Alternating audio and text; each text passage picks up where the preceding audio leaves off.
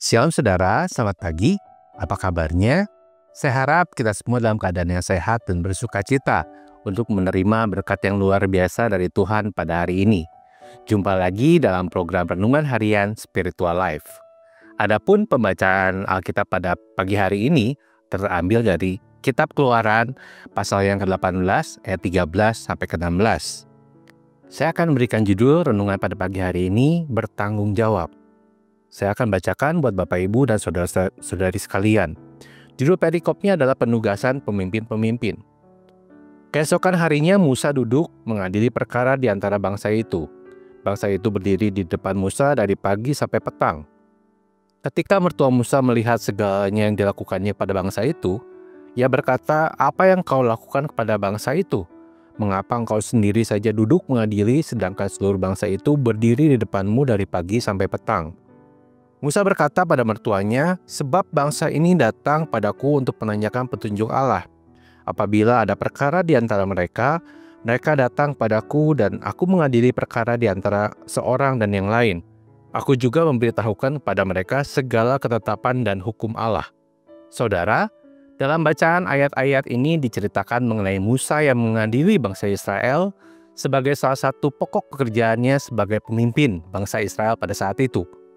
Tentu saja pengadilan yang Musa lakukan bukan hanya untuk mengadili orang-orang yang bersalah, tetapi juga mengajarkan hukum-hukum yang akan membentuk watak bangsa Israel. Hal ini sangat menarik perhatian dari Yitro, mertua Musa, yang pada saat itu sedang mengunjungi Musa sekaligus mengantarkan istri dan anak-anak Musa. Mengapa Musa harus mengajarkan hukum untuk membentuk watak bangsa Israel? Bangsa Israel hidup sebagai bangsa yang tidak mengenal hukum ketika ada dalam perbudakan bangsa Mesir. Apa yang Musa lakukan menjadi sangat penting karena ia diharuskan untuk mempersiapkan bangsa Israel untuk masuk ke tanah perjanjian. Tidak mungkin sebuah bangsa yang tidak memiliki watak yang teguh bisa menaklukkan kota-kota berkubu di tanah Kanaan. Tidak mungkin juga sebuah bangsa yang tidak memiliki watak pemenang bisa mengalahkan bangsa-bangsa kuat di tanah Kanaan. Apa yang Musa lakukan adalah proses pembentukan watak bangsa Israel dari bangsa budak menjadi bangsa pemenang. Musa menginvestasikan waktunya yang tidak sedikit tentunya untuk membentuk watak bangsa Israel. Hal ini menarik perhatian dari Yitro karena sulitnya dan melelahkannya pekerjaan Musa pada saat itu. Namun, Musa sadar dengan jelas bahwa pemimpin yang bertanggung jawab adalah pemimpin yang dapat membawa orang-orang yang dipimpinnya untuk menjadi pribadi yang lebih baik. Saudara, demikian juga kita dalam kehidupan sehari-hari. Kita adalah para pemimpin. Entah itu kita memimpin usaha pekerjaan kita, keluarga kita, ataupun kita memimpin diri kita sendiri. Pastikan bahwa kita menginvestasikan waktu kita untuk memberikan perubahan dan perbedaan terhadap orang-orang yang kita pimpin. Di pagi hari ini, mari kita luangkan waktu sejenak untuk merenungkan apakah kita sudah menjadi pemimpin yang penuh tanggung jawab dimanapun kita Tuhan tempatkan.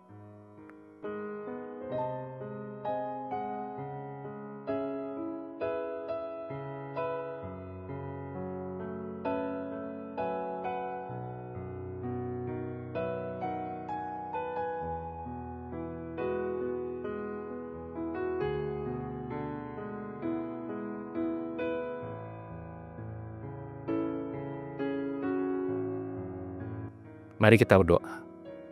Kami mengucap syukur Tuhan untuk tubuh yang sehat, hati yang sukacita Kau berikan pada kami semua Tuhan.